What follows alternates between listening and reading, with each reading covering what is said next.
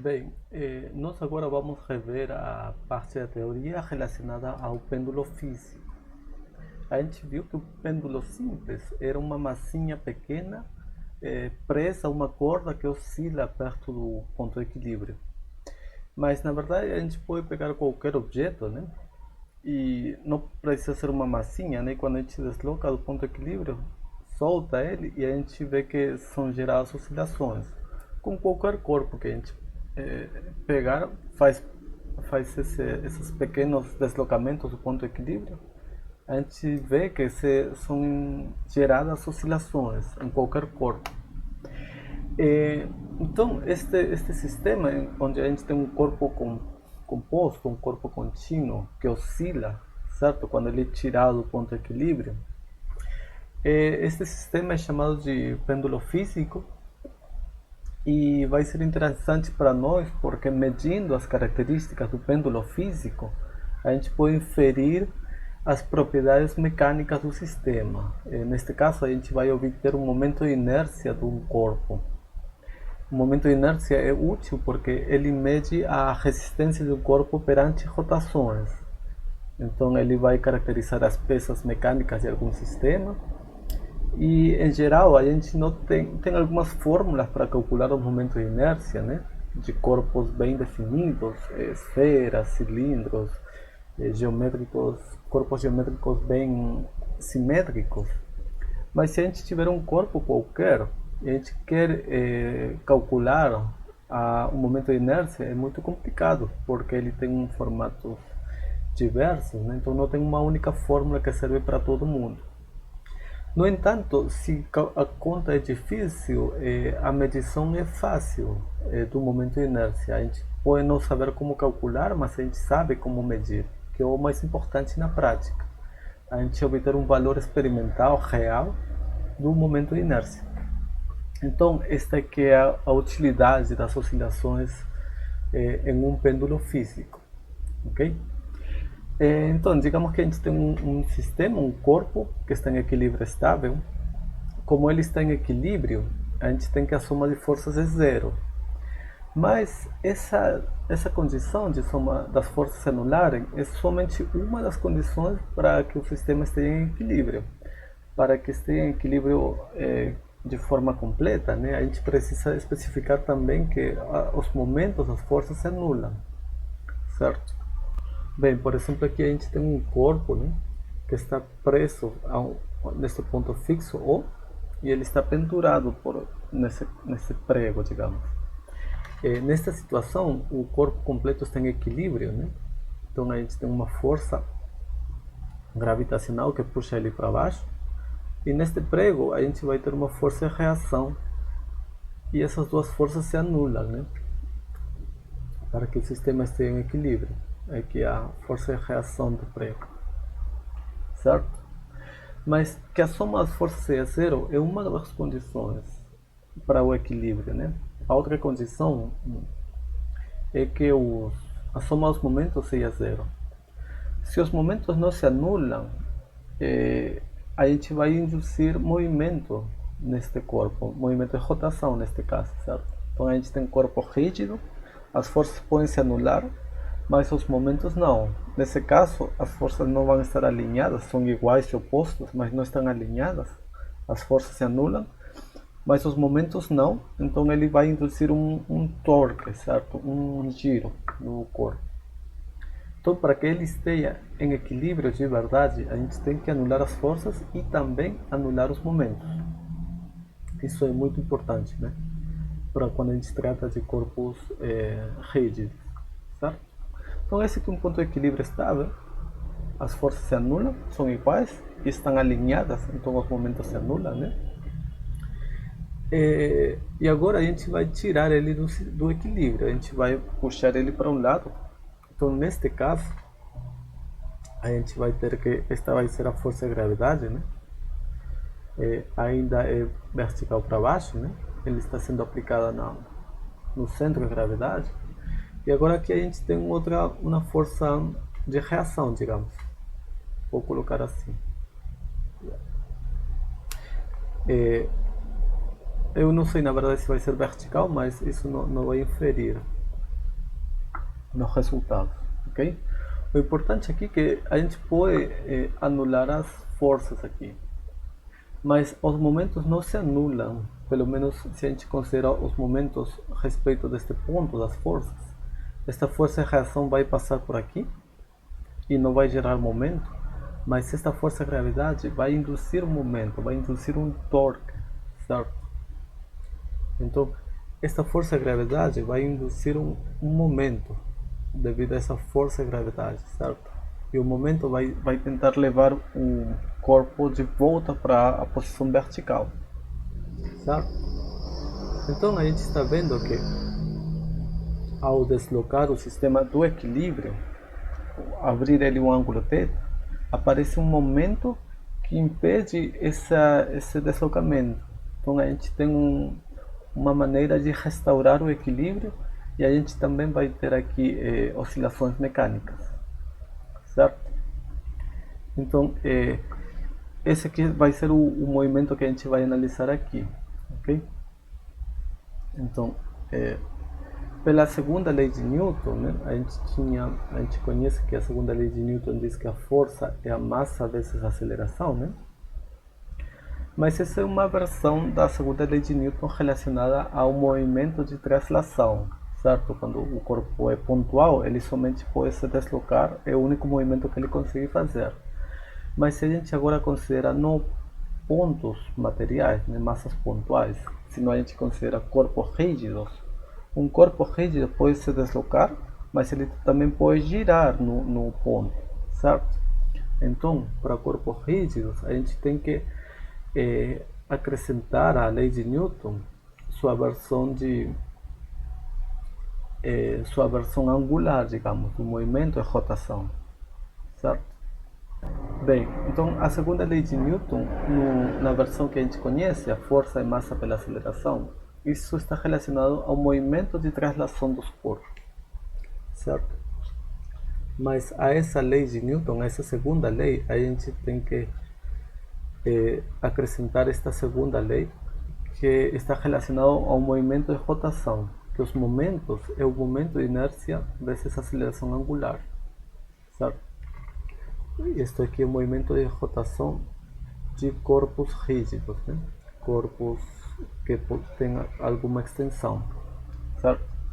E este I é o momento de inércia do corpo, alfa é a aceleração angular, m é o momento resultante das forças sobre esse sistema, ok? Então, o momento de inércia I, né, é uma quantidade que mede a resistência dos corpos a girar, a fazer rotações. E ele depende das massas dos corpos, né? E também das distâncias, depende das proporções de um corpo, certo? Dependendo do formato do corpo, a gente tem mais inércia ou menos inércia a respeito de certo eixo de rotação, ok? Então a gente vai analisar agora este caso, né? A gente tem este corpo, né? Tem sido deslocado para um lado, então a força de gravidade agora ela está aqui, né? A força de gravidade vai ser a massa do corpo vezes g. Ele vai gerar um momento, né? Um momento da força de gravidade, certo? Que vai tentar fazer esse torque nesse sentido, né? E esse momento da força de gravidade é a força de gravidade vezes a distância, né? Certo? Então, a gente tem que considerar esta distância aqui, ok? Do curso de estática, vocês podem lembrar que o momento de uma força é um produto vetorial entre a distância e a força, né? Então, mas aqui a gente vai calcular simplesmente o momento, o módulo do momento da força, certo? Bem, então o momento da força de gravidade é a força de gravidade, né, vezes a distância, né? A distância até o eixo de rotação. Só que esta distância não pode ser a distância toda aqui entre o eixo de rotação e o centro de gravidade, na verdade a gente tem que calcular esta distância de seno de θ, certo? Se esta distância de seno de θ fosse zero, esta força de gravidade passaria pela linha tracejada e não geraria momento. Então, o momento da força de gravidade é a força de gravidade vezes d seno de θ, ou seja, o momento da força de gravidade vai ser mg vezes d seno de θ. E para ângulos pequenos, né, a gente sabe que as oscilações acontecem quando a gente perturba, mas perturba levemente o sistema do equilíbrio, né? Para ângulos pequenos, o ângulo próximo é zero, a gente tem que o seno de θ vai ser próximo do próprio θ. Então o momento da força de gravidade vai ser mg vezes d vezes θ. Bom, esse aqui é o momento da força de gravidade. Este momento da força de gravidade vai ser contrário à abertura do ângulo.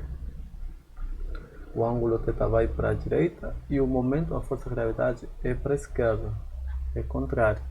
Então a gente vai colocar aqui um menos para indicar essa oposição, certo? Bem, utilizando então a segunda lei de Newton para o movimento de rotação, a gente tem que não é força, massa para aceleração. Agora, em vez de força, a gente tem o momento da força. Ao invés de massa, a gente tem o momento de inércia do corpo a respeito desse eixo. E em vez de aceleração, a gente tem a aceleração angular.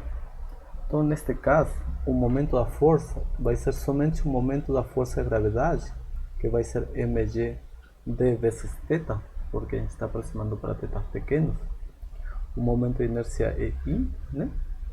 E a aceleração angular é a segunda derivada do ângulo a respeito do tempo, né? Então, a gente vê que esse aqui tem uma cara de uma equação de oscilações. A segunda derivada do ângulo é o próprio ângulo vezes um fator negativo menos. E a gente pode englobar todo esse fator negativo menos a parte positiva, como se fosse w ao quadrado. Então a gente tem uma equação de oscilações mecânicas, certo? Bem, então a gente tem que a equação das oscilações de um pêndulo físico vai ser deste tipo. A segunda derivada do ângulo a respeito do tempo é menos w ao quadrado vezes o próprio ângulo, né? Daqui a gente vai ter que as soluções, né? Vai ser um ângulo máximo seno de OWT mais φ, né? E a frequência das oscilações, né, vai ser este w ao quadrado, que a gente identifica desta equação. O w ao quadrado tem que ser o termo que fica do lado do ângulo θ. Então vai ser menos mg d dividido por I. Bem, então desta equação do movimento do pêndulo físico, a gente escreve ele desta forma, onde a gente identificou este w ao quadrado como sendo mgd dividido por I, ou seja, o w, a frequência das oscilações, vai ser raiz da massa do corpo vezes a aceleração da gravidade vezes a distância do eixo ao centro de massa dividido pelo momento de inércia.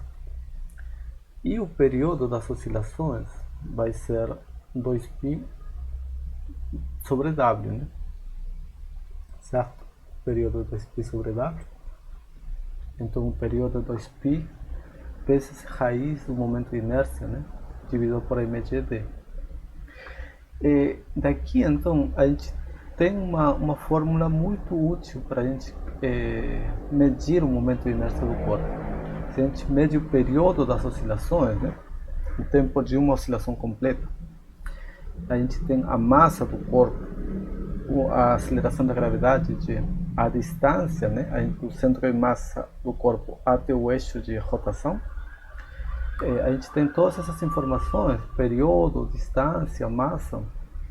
A gente medindo o período das oscilações, a gente pode inferir o momento de inércia do corpo.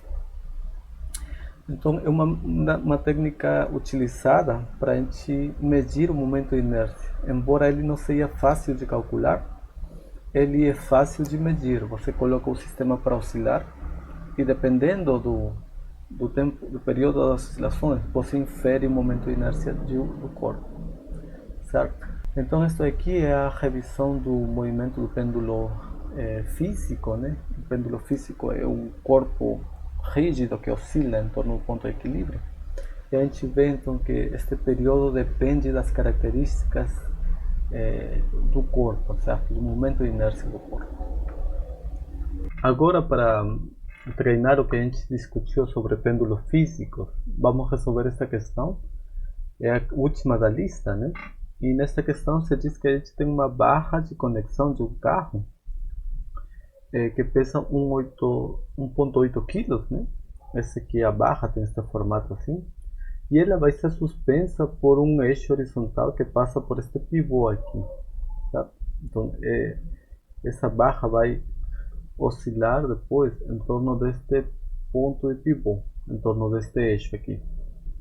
O centro de gravidade da barra está indicado aqui e ele está a uma distância de 0,2 metros embaixo do ponto de rotações, certo? Do eixo de giro.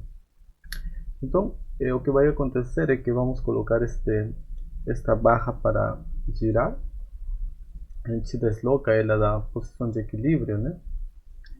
E devido à ação da força-gravidade, né? A força-gravidade vai ser aplicada neste ponto, no centro de gravidade.